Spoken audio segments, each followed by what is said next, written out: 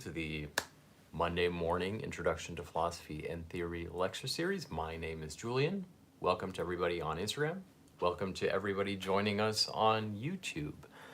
Recently, I've especially been enjoying making more YouTube videos. That's something I'm going to continue doing. If you're watching on Instagram, you can also watch 15-minute philosophy bits that I post there. Anyway, if you're new to this learning community, welcome. I'm so glad that you are here. This is a global community of like-minded thinkers, and every Monday morning we engage in 45 to 50 minutes of intense philosophical theory and speculation, and basically this is an open access educational platform that I started 2 years ago, and every single Monday I post a 1-hour lecture for your enjoyment. And to be fair, for my enjoyment, because this is a wonderful way to start the week. If you'd like to support this project financially, I'd hugely appreciate if you took a look at our Patreon, where you can find edited transcripts, courtesy of Jeneline, for each and every one of these lectures. By the way, give it up for Jeneline, who is with us today. Here she is. People on YouTube can see you reflected through the Instagram. So hello, Jeneline. Making a very welcome return to the live streams. I'll turn that off for you. So yeah, a huge thank you to the patrons who continue to support this project, who help me make this dream of having an open access educational community platform come true. So thank you guys so much. I truly appreciate it. You can also find my ebook, Sisyphus in Love, which is a 90-page introduction to Žižek's philosophy of love. You can find that on my Patreon, and lots of other things. So if you do like these lectures and these videos on YouTube, please do take a look at that. The link is www.patreon.com/Jeneline and Julian. I'm already starting to see some comments where people are joining us from. I see Colombia, I saw France, hello and good morning. The biggest gift that you can give me, much better than financial donation, is to simply leave a comment where you are joining me from. That is the dream for me, is that we can genuinely connect around the world through philosophy, through ideas, through literature, through cinema, through this communion of education. I see Delhi, I see Moldova. Thank you guys so much. That's beautiful. Greetings, Moldova. I haven't seen many users from Moldova. Turkey, merhaba. Maybe we can get Jeneline to send a Turkish greeting as well. Malaysia, London. Do we get a Turkish message from Jeneline? Selam. Günaydın. There you go. Günaydın, that's right. Günaydın, that's very nice. Egypt, Texas, Chicago, India, Florida. Hi from a German train. That's excellent. Hello, German train. Good morning, Queens. Hello, Morocco. Guten Morgen, München. I see Bengaluru. Maryland, not so exotic. I think Maryland is pretty exotic. It's corn country, Indiana. Someone says Maraba, back to Jeneline. Mumbai, India. It's really a privilege to have so many people joining from India. Thank you for joining us this morning. Ontario, Canada. I see some more Maraba, Selam, definitely some Turkish users. Goedemorgen, Nederland. Macau, China. That's incredible. Hello. Inverness. Cape Town. I could do this for an hour. Like, this would actually be what I would do for an hour in the Monday morning. Anyway, thank you guys so much. It really means a lot to me. It genuinely does. Okay, so let's just jump right in. This is part of an ongoing series that I have retitled Spurious Infinities. And spurious infinities is code for false universals.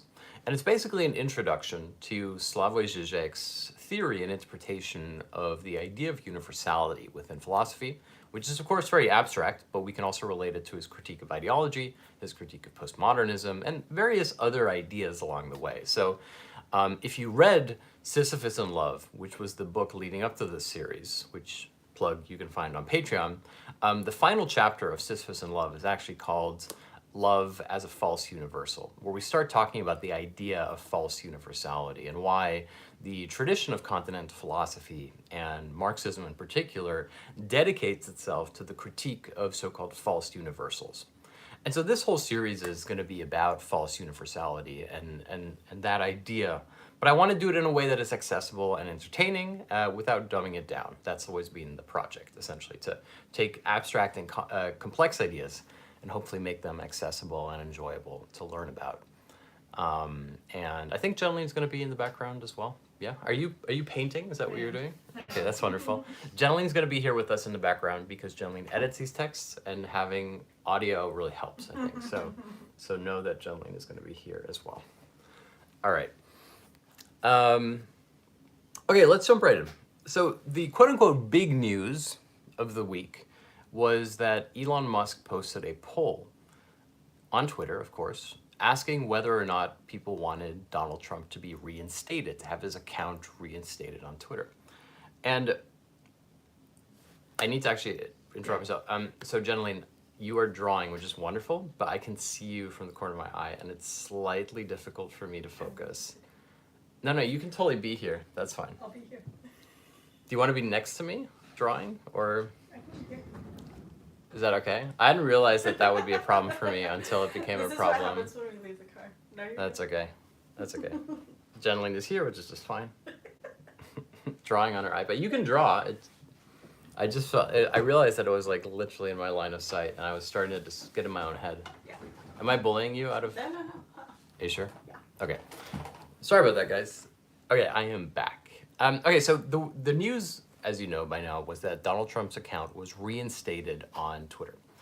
And, okay, I need to interrupt one more time. Jillian, the problem is when we sit in the car together and we film these, as you guys remember, you're in my peripheral vision, but right now you're like in my front vision. Here.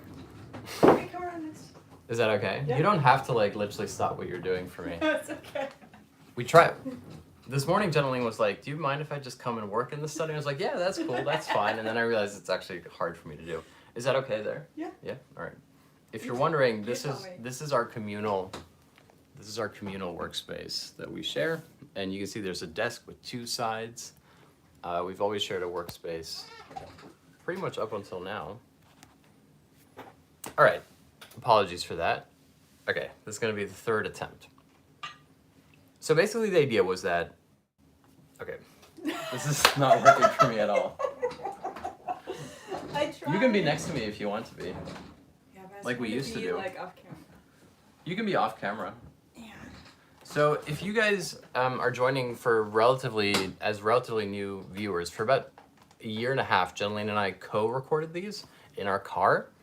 And so we'd usually sit next to each other. And then we stopped recording them together for a couple of months. And so I'm just getting back into the flow of that. But this is totally fine, yeah.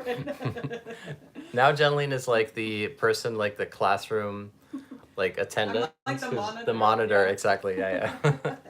For YouTube, Keeping monitor, you on exactly. task. All right. A huge thank you to Jenline, who edits these classes into legible transcripts and who also edits the ebooks, which is amazing. Okay, deep breath. We're actually going to start. Thanks for bearing with me. Okay, fourth attempt.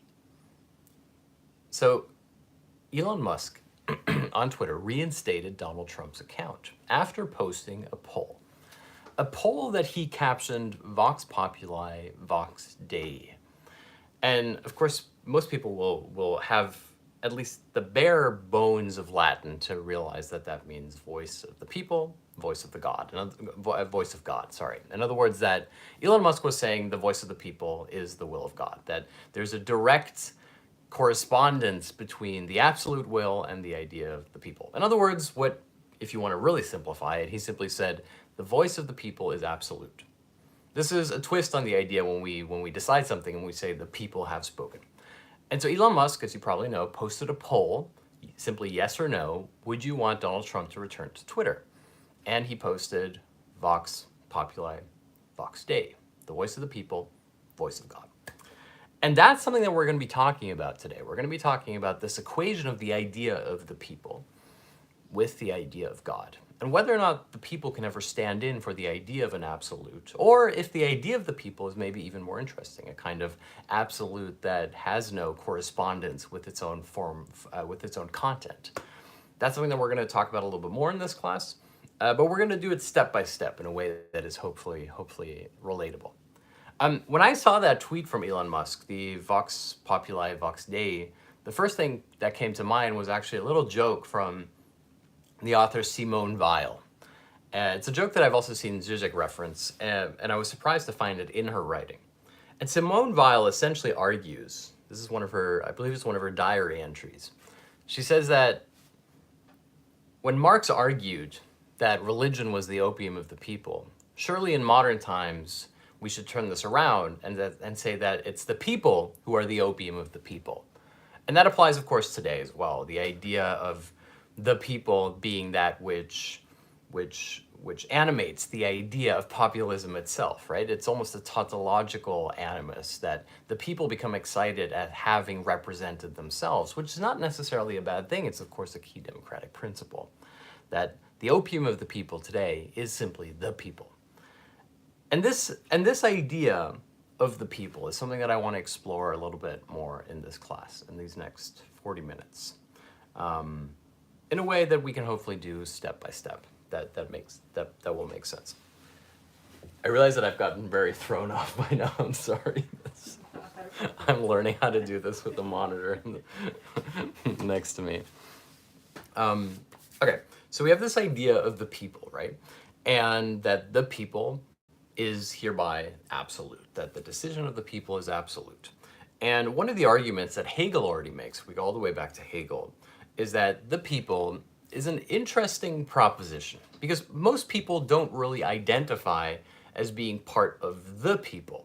It's a very abstract notion. What does it mean to be a people? You could, of course, argue that there are certain particular or even concrete ways in which we can manifest the people. We can say, well, the people are part of a nation, or the people are part of a citizenry.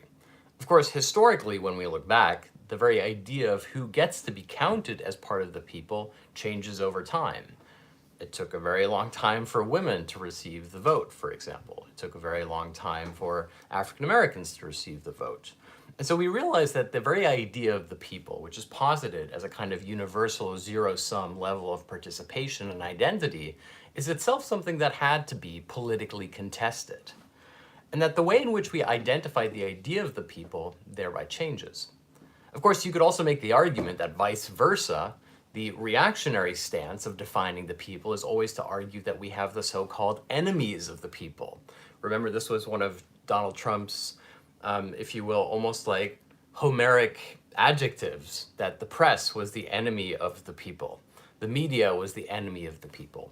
And here we have a classic reactionary framing strategy, which is, as you probably already know, to posit the idea of an other, of an enemy, of a particular form of resistance that becomes elevated to a universal other. The most clear-cutting and most grievous example of this is, of course, anti-Semitism and the idea of the elevation of particular Jewish experiences of their religious and ethnic identity to the capital J Jew. Here we have the reactionary framing of the other, namely the people being predicated on who are not the people. In this case, for example, the idea of the Jew or the other or the migrant. And it's a classic strategy within a certain type of reactionary politics, right? To frame the threat of a foreign invasion, whether it's through immigrants or whether it's through leftist intellectuals or any kind of group that you use to not only foment fear, but thereby precisely to foment the idea of unity amongst the group.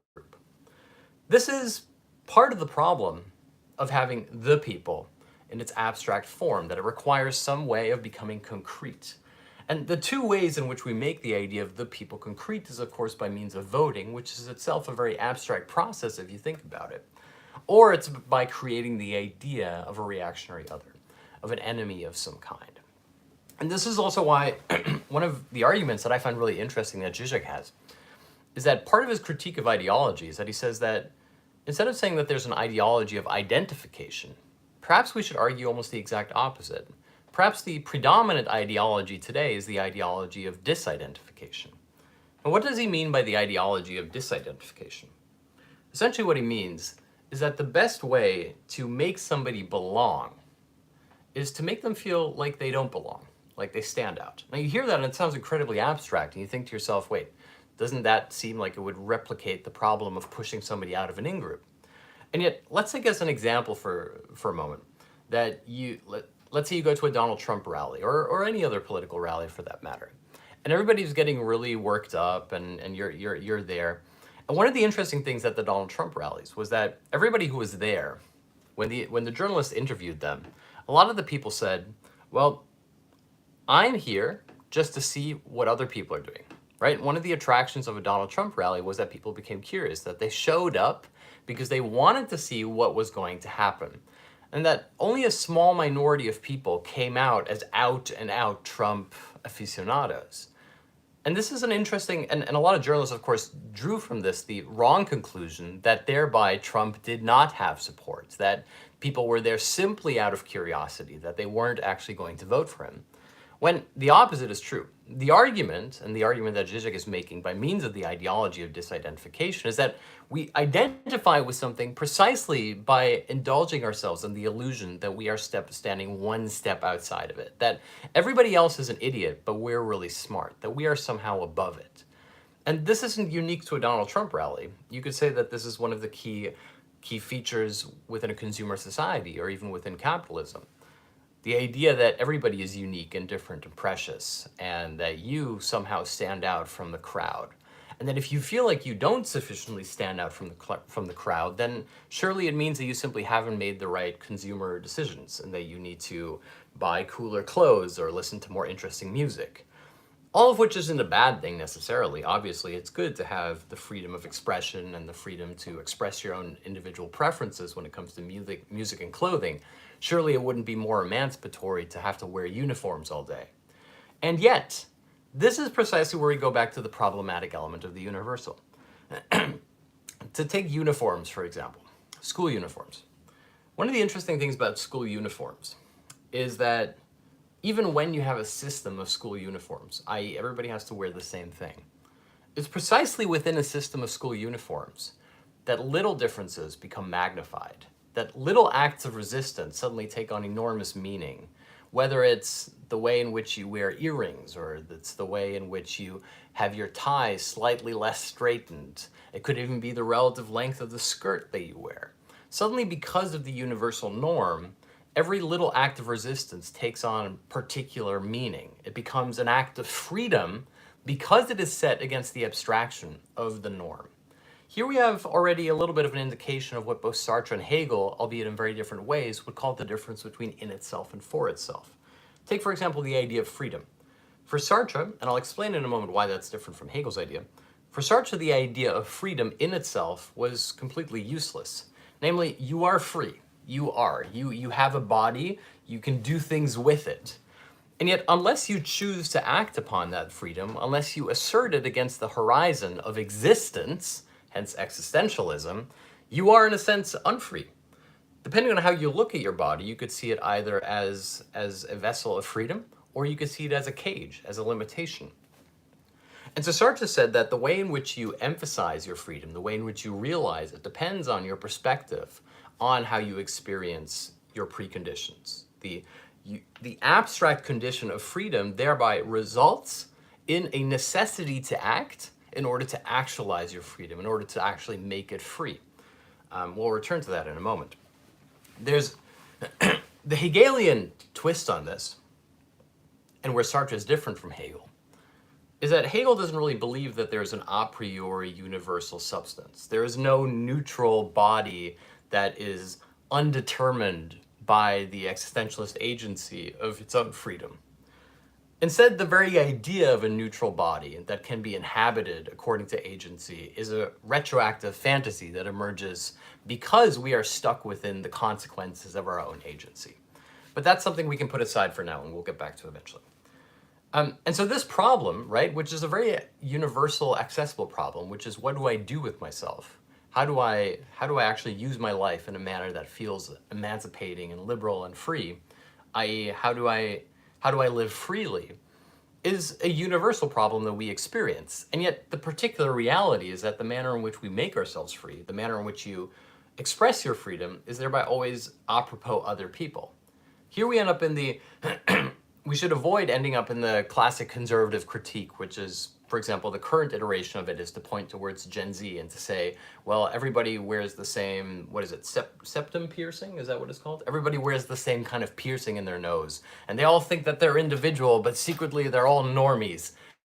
in the 1960s, we had the exact same arguments where people said that, for example, oh, everybody thinks they're free because they're sleeping with each other, but the truth is that sleeping with each other is the new normative practice, and so on and so forth. And there's a certain kernel of truth to this, as there is with a lot of conservative critiques, namely that the idea of the freedom of self-expression takes on otherwise normative features. In other words, that people don't want to stand out, and so the best way not to stand out is precisely to conform. And yet this doesn't mean that we should go back to a quote-unquote natural, conservative, old-school way of life, which is itself not a reaction to whatever came before that. There's so many levels that we can unpick here, so I'm going to take it like step by step.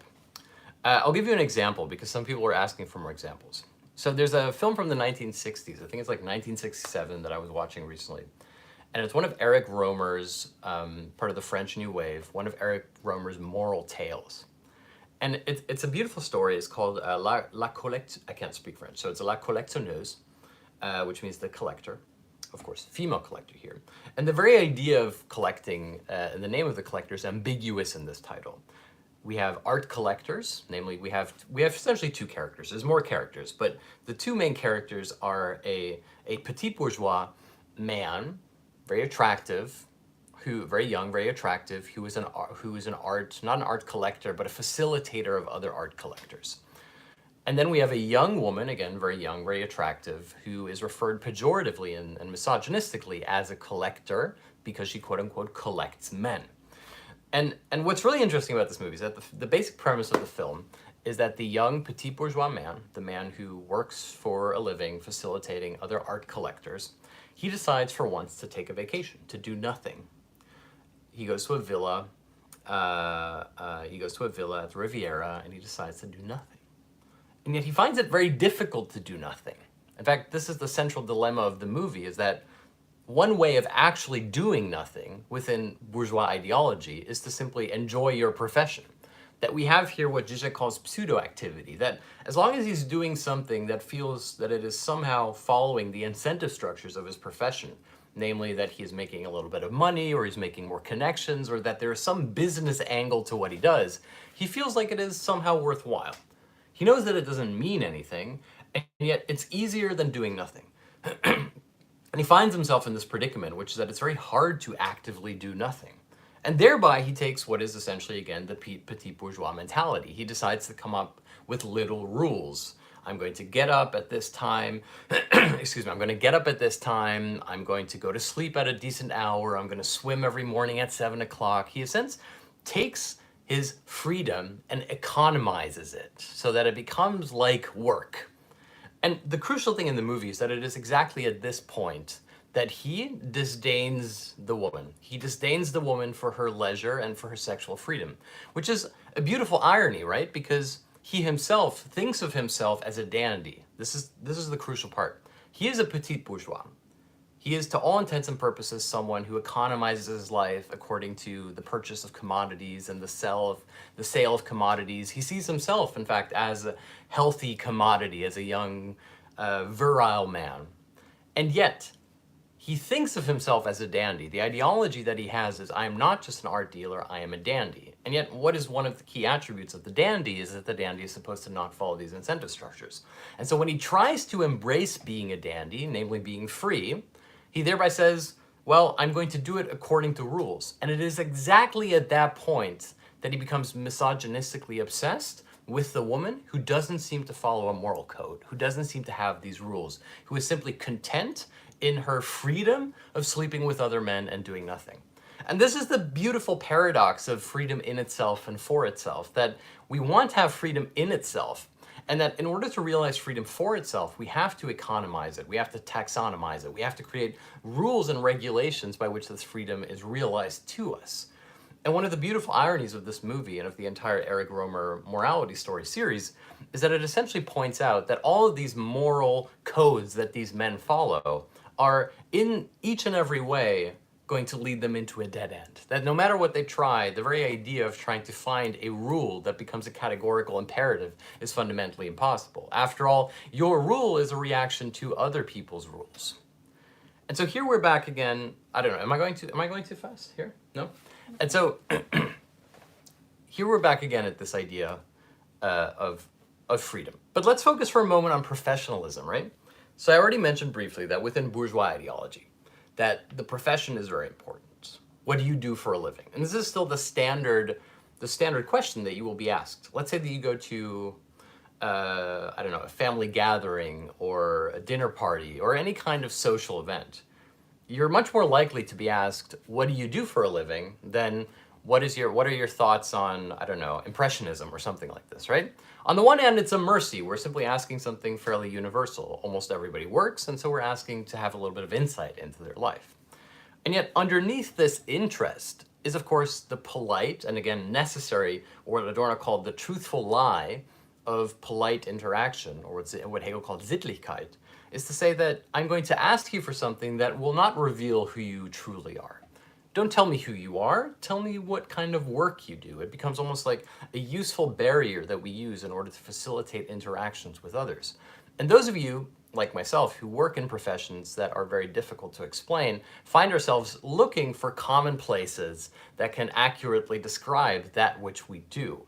One almost has to apologize thereby for not working, or for not working in a manner that fits into other people's incentive structures or preconceived notions of what real work is thereby. And so what happens here, and what I want to point out here, is that within professionalism, we find again an iteration of what Žižek calls the ideology of disidentification. Think about it for a moment. If you go back to like the classic feudal power structure, the bondsman and the serf, or the lord and the serf, does the serf consider himself to be a peasant by profession? No. Obviously, it would be ridiculous to walk up to a peasant and to say, your profession is peasant, because that would imply at that point that he had made some professional choice to become a peasant. And yet his being peasant is something that he was born into. It's something that fits within this hierarchy. In this sense, it's very interesting. There was a book that came out a couple of years ago that argued that the predominant lens through which we should view society should be likened to caste. Of course, every left-wing progressive person looked at this book and thought to themselves, we have a word for this, and it is class. Why focus on the caste model? Well, there's two things, of course. One, the idea of caste being thereby foreign, right? An idea that it is something that we can apply to Western societies through a seemingly neutral frame, which of course has its own Orientalist problems thereby. But one of the interesting things about caste that the book didn't highlight, which I think is so fascinating, is that within the idea of caste, within the idea of the structure that you are born into, we also have the untouchables, namely the part of no part, the zero-sum basement beneath the caste, as it were. That level of identification that is identified by being outside of identifying. That which is quote-unquote so low that it doesn't exist within the hierarchy. And here's exactly where we can make the difference between the critique of class and the critique of caste. Within the idea of class, there's never the critique of class, one of the central principles of the critique of class within Marxism, is that it's not about moving up, but that the very idea of realizing that you are working class is that you exist in a zero-sum, untouchable caste, that you cannot move up the ladder, that the very system would collapse if the system became more equitable. Someone says caste? I don't know. Caste? Caste? I said cast. Okay, I've always said caste. I'm sorry. It's just a mistake. The argument hereby, what's really important here, is that every system, from a Hegelian point of view, every system has to have this kind of untouchable. Every universal has one exception, something that is non-divisible within its own system, that thereby upholds the very idea of the system itself. And the key moment within class consciousness for Marx is thereby that you realize that rather than being part of the class system, you are in fact the untouchable. You are that which exists outside the system in order to let the system work. And so what's interesting is, again, I said there were two things that were interesting about the caste book. Is one, that it imports the idea of caste in a I'm just going to keep saying caste, in a seemingly neutral, objective fashion, thereby obscuring and obfuscating the tradition of talking about class. Secondly, that it thereby fails to recognize what I find to be the most important attribute of the caste system, which is precisely the connection we can make between the critique of caste and the critique of class. Of course, you could argue that the version of this that exists in the United States is that the United States thinks of itself as a non-class society. That this is the predominant feature of classism in America today, is that you can say that you don't believe in class. Similar to white people who say that they are colorblind, right? This is the privilege of the identitarian majority, is that they can pretend to disregard the difference that is omnipresent for everybody else. And this, again, what I'm trying to illustrate here is just like the argument that instead of focusing on the ideology of identity and the ideology of identity politics, we should focus on the ideology of disidentification. And of course, the manner in which identity politics itself can become a form of disidentification. That as soon as you put your own lens, your experience, through a predetermined particular identity, through your race, your ethnicity, your religion, etc., it is also a way of feeling outside the system, and thereby giving yourself a privileged position within said system to look upon it.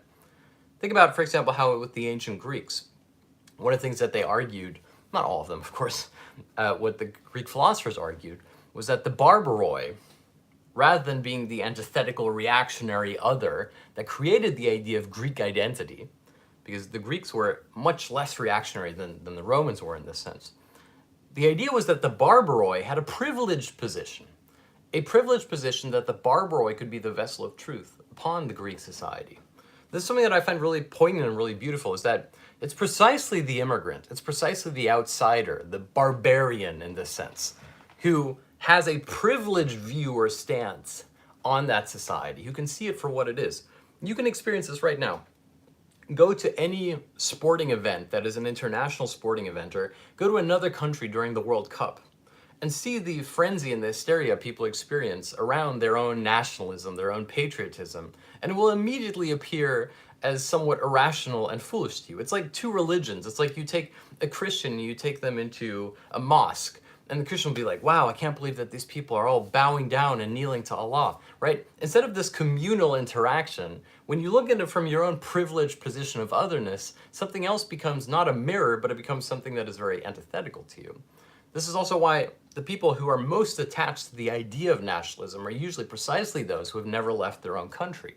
Hence also the importance of experiencing other countries and other natures and other cultures is because it allows you to see how the very particularizing stance that you attribute to be universal is itself a kind of foolishness. That it's much easier to regard the world as being different particular points of view upon one common problem than it is to see them as absolutes that are contesting with each other, a la the idea of East versus West, or Catholics versus Protestants, etc. This, however, shouldn't lead us into the false universal argument that we should simply treat all religions as equal and that we could simply take and pick from different traditions as we choose. This is the false universal of multiculturalism, the suggestion that we are all but one melting pot and that what we have in common is more important than where we differ. Nothing could be less true. What is most important is precisely where we differ. This is one of the key arguments within the very tradition of philosophy itself, is that to have a true and honest engagement with another philosopher is to spell out your disagreements and your contentions. That if you simply talk about the things that you agree on, you thereby have participated in the most ideologically suspect interaction, which is to focus on your similarities rather than giving the other person the respect that is due to them, which is to say, here is why I respect you enough to disagree with you. Now, the flip side of this is that we should never argue that we should simply have this idea of like both sides count and let's have a view from a Nazi and a view from a progressive and let's hash out what the center is. This is where the center reveals itself to be the most ideological position. Think about someone like Jordan Peterson, who's clearly a very right-wing conservative thinker. He himself posits himself as a centrist. This is no surprise. Centrism is always the disavowed form of rightism. This is also Žižek's argument about what I call the ideological political compass, that there's essentially two ways of viewing the political. We can look at the political as being a fight for hegemony between the left and the right that momentarily cements itself into what is thereby a hegemonic consensus, i.e. the idea of the middle ground or the mainstream, the center. Or we can view politics as a universal a priori of centrism that deviates into reactionary forms of populism, namely the left and the right. The centrist argument is thereby always a momentary consensual hegemony of the right that thereby seeks to frame the very contention against the center as being a civilizational decline. These are the two viewpoints that Žižek argues we have within the idea of how you frame the ideology of political participation. Okay, that's a lot, so let's take it back for a moment. I want to end on a couple things here. I don't know how much time. Yeah, we still got time. All right, I've got some really good stuff. I wish I would have done this sooner. So this problem of disidentification, the ideology of disidentification, we can also view through a Lacanian lens. And Lacan has this beautiful idea, which is what you might call the difference between the ideal ego and the ego ideal. And in a moment, you'll see why Žižek uses this to talk about Hegel. So the ego ideal, the example that Žižek uses, which is an example I like because it's about something I like. Žižek argues that when we talk about the ego ideal, it's like you're a sports fan and you're watching a basketball game. And through the ups and downs of your team, you sort of live vicariously. You feel happy when your team wins. You feel sad when they lose. You feel triumphant when they finally lift up the trophy after decades of waiting for it. And so you are living through someone else. And doesn't have to be a bad thing. This is, again, one of the classic conservative tropes and criticisms is to say, oh, people are too lazy, they're simply admiring others, they need to learn to act and think for themselves.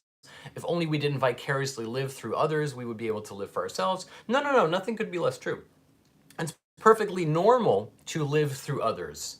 I mean, that's the whole point of literature, right? This is the conservative criticism that aligns itself with the Platonic critique of art. For Plato, there are two levels of why he criticizes art. One, because art makes us lazy and foolish, and we don't care about what matters because we're too busy studying poetry or philosophy or watching Netflix or watching sports, the contemporary iterations of this.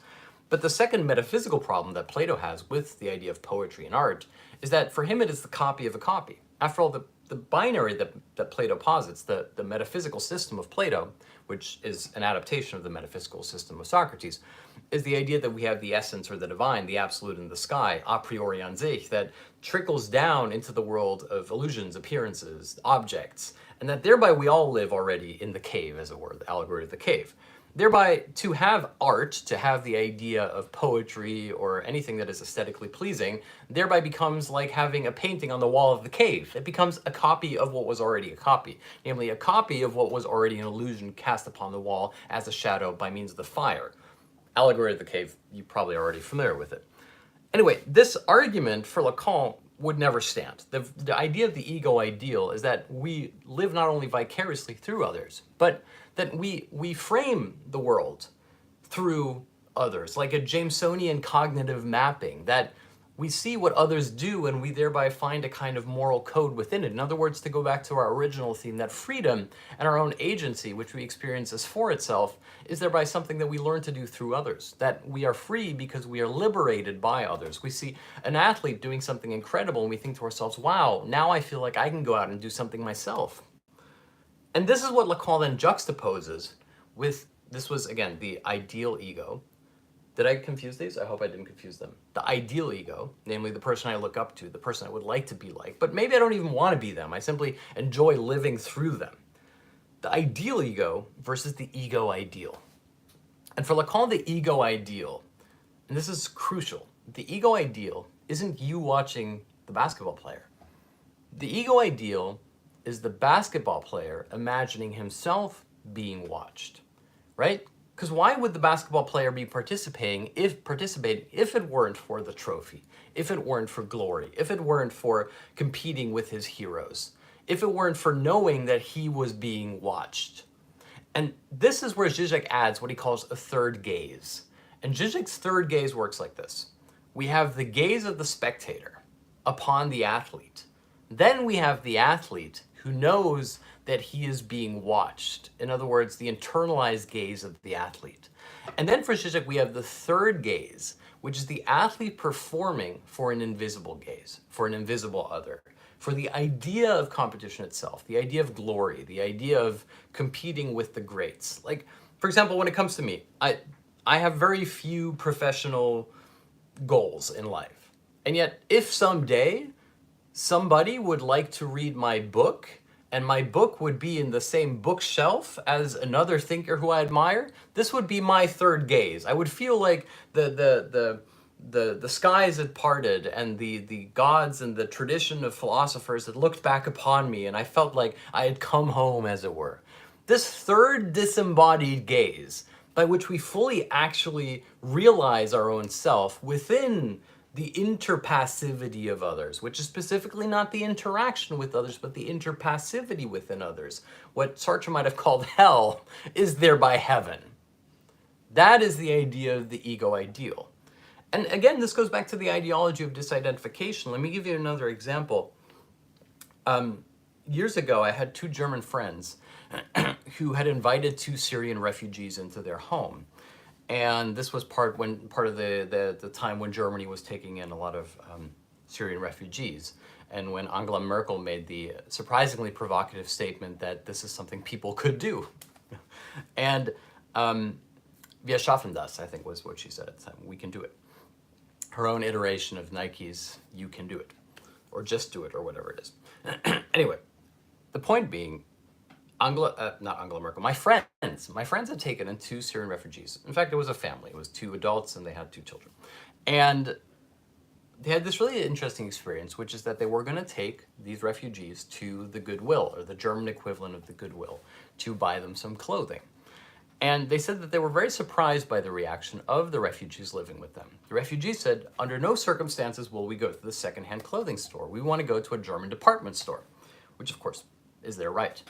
And my friend said, why? Why do you want to go to the expensive German department store? Why don't you want to go to the secondhand store? And the woman who was part of this refugee family looked at my German friend and said, because we are not like those dirty refugees.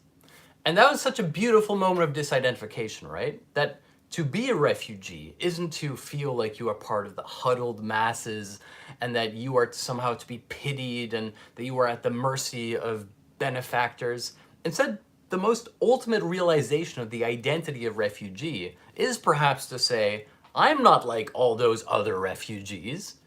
Here we are back at this problem of what it means to be is that we don't identify. We identify by disidentifying. And I find it's a beautiful story that I keep going back to in my mind, right? Because of course these were refugees. And of course you could say that there's some refugees who have more money and some of them who have less, but that the expression, which was thereby the mirror image of a conservative, slightly racist, reactionary expression, those dirty refugees, from a refugee, was a beautiful example of this problem of ego ideal and ideal ego, right?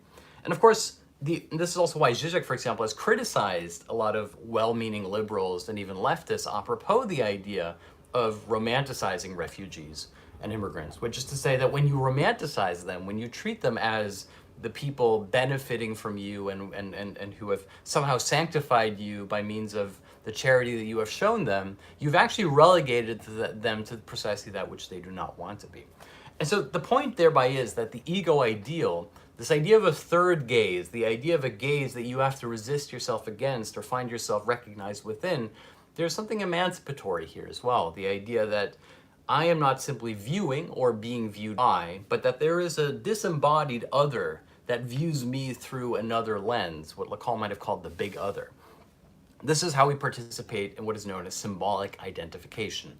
Not by means of I identify as X, or you view me as this label, but above us there is something determining who I am, that I am loyal to. And of course, a key component of finding your freedom is thereby the paradoxical process by which you find that symbolic order within which you recognize yourself. Again, we'll talk about this more in some of the other classes. I want to end very briefly on the idea of professionalism.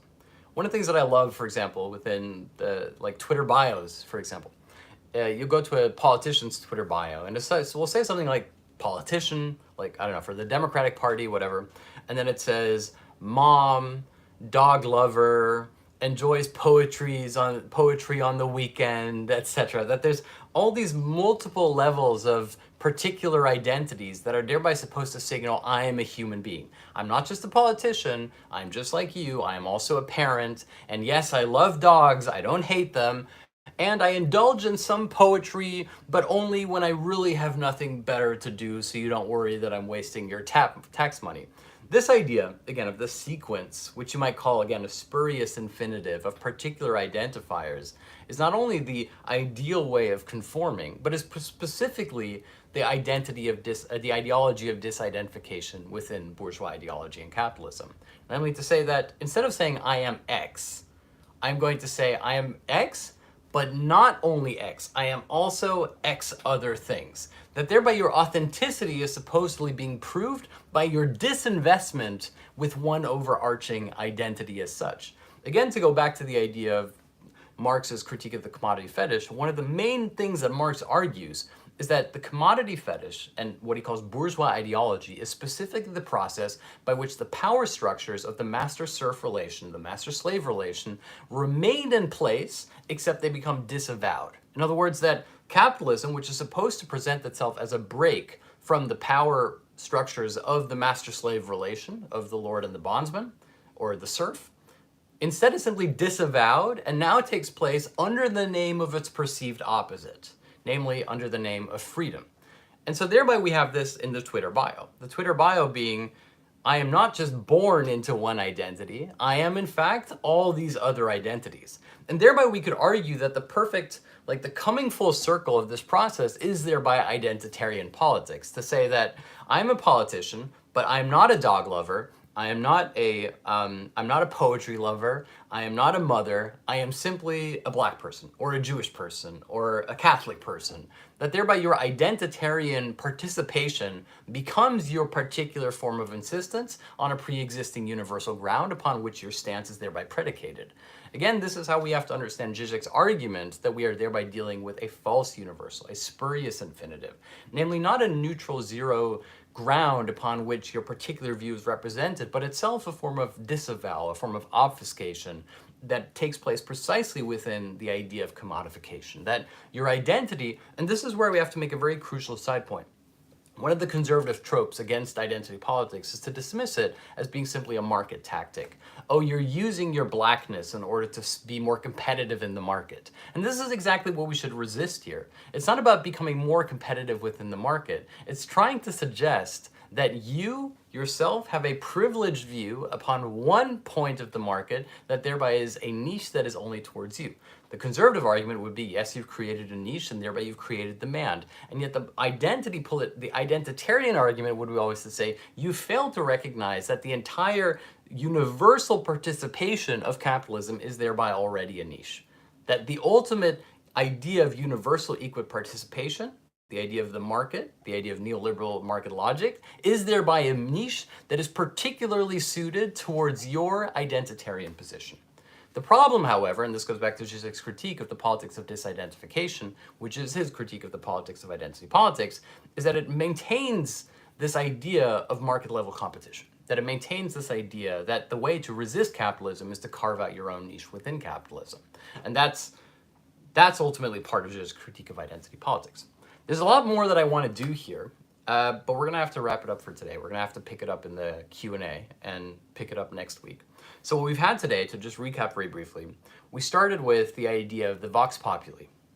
I'd like to talk about that a little bit more in the Q&A seminar afterwards. We started with Vox Populi, Vox Dei, the voice of the people, the voice of God. Then we talked about the idea of the absolute and the universal, and one of Hegel's main ideas, namely that every universal has its own exception, which proves the rule. In other words, that every universal falls into its own particular opposite and then finds its own true form in its own opposite. Again, we can do this more in the bonus, because like in the Q&A, I have a couple more examples I'd like to elaborate upon. Then we had the idea of the ideology of disidentification being a key part of the marker of false universality. And then we had multiple different examples, from Eric Romer's morality tales to the politics of what it means to be a refugee, and so on and so forth. Sartrean freedom, freedom in itself, for itself. There's lots of things. So all that and more we've had in the past 50 minutes. It's been a thrill to share that with you. I hope that you'll take a moment to go back and listen to this. You can download the audio on Patreon. If you'd like to download the audio, the edited transcripts, courtesy of Julian. If you'd like to download if you'd like to participate in and download the audio for the Q&A that I record after each and every one of these lectures, which is a whole nother 35, 40-minute Q&A session, you can find all that and more, plus my ebook, the ebook which ties into this lecture series called Sisyphus in Love. You can find all that and more on www.patreon.com/Jeneline and Julian. Thank you guys so much for watching. And for those of you joining the Q&A, that's going to be starting in about 15 to 20 minutes. Thank you guys so much. I'll see you next week.